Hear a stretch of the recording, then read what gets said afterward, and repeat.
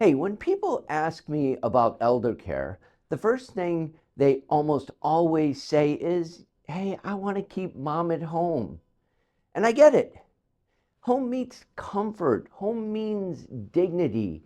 Home really means everything. But wanting to keep a parent at home and being able to keep a parent at home are two very different things.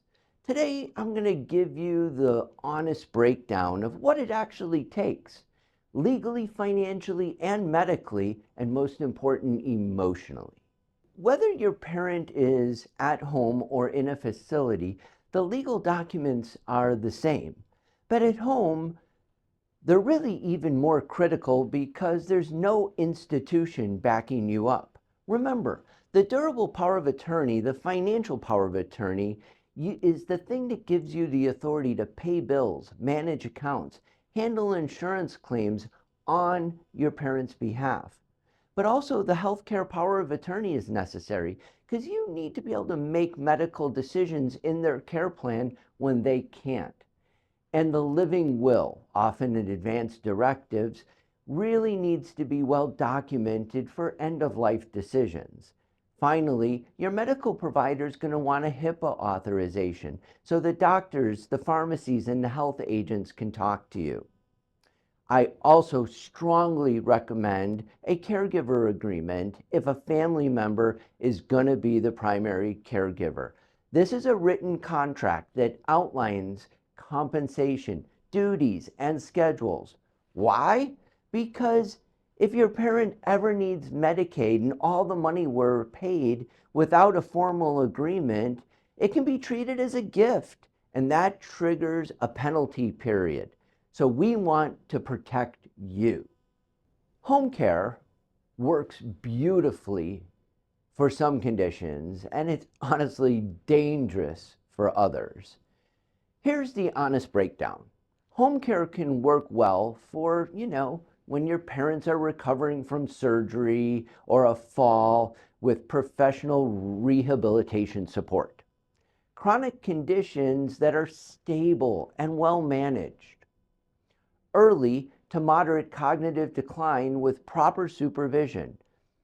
But home care becomes rather risky when there's a fall risk, or there's no one at the home during the day, or nobody to manage medications, or medications are complex. You know what? That can be life-threatening. Or dementia has progressed to your parent wandering or aggressive behavior. The caregiver's own health is declining is another red flag. Get a professional home care assessment. Most area agencies on aging offers them for free. They'll evaluate the home, the care needs, and give you a realistic picture. Let's talk about money, because this is where the dream really meets reality. Home health aid, non-medical, the national average runs $25 to $30 an hour, and on 8 hours, 5 days a week, that's about $50,000 to $60,000 a year. Skilled nursing visits are like $75 to $200 per visit, depending on the service. Then you have to possibly modify the home with grab bars, ramps, walk-in tubs, and stair lifts. I would budget $5,000 to $25,000 depending on the home. How about medical equipment such as hospital beds, oxygen, mobility aids? Now the question everybody asks, does insurance cover this?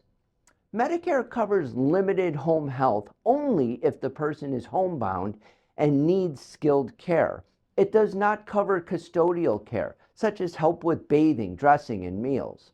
Medicaid home and community-based waivers can cover long-term care, but there's a waiting list for these and really strict eligibility rules.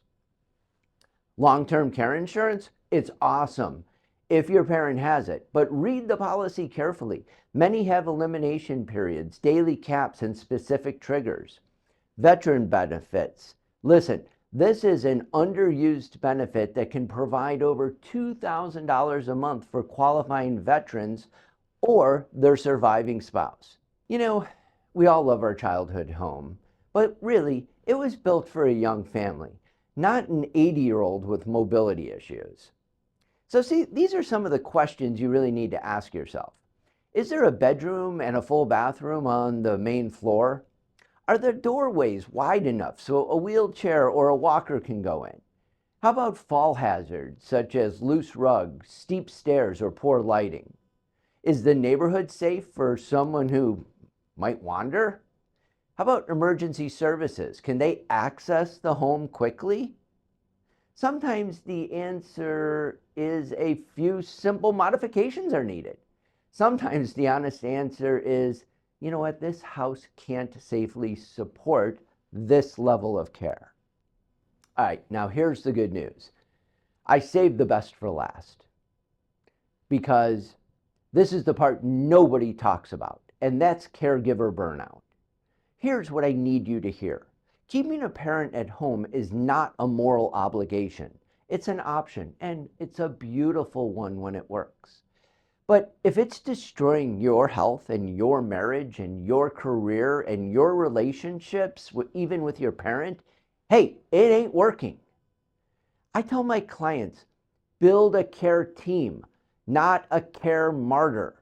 That means you need to schedule breaks for the primary caregiver. You might need adult daycare programs for socialization and supervision during your working hours. You'll need regular family meetings, dividing up responsibility among siblings, and put that in writing. You'll need therapy or support groups. Caregiver grief is real. It's not a weakness. Keeping a loved one at home can be the greatest gift you give them, but it has to be sustainable. Get the legal documents in order. Run the financial numbers and be honest with yourself with what they say. Assess the home. Build a team. And if you realize a facility is the better choice, watch my video on how to choose the right one. Listen, there's no shame in that. There's only love. I'm Christopher Nudo. If this helped, share it with your family, and I'll see you on the next video.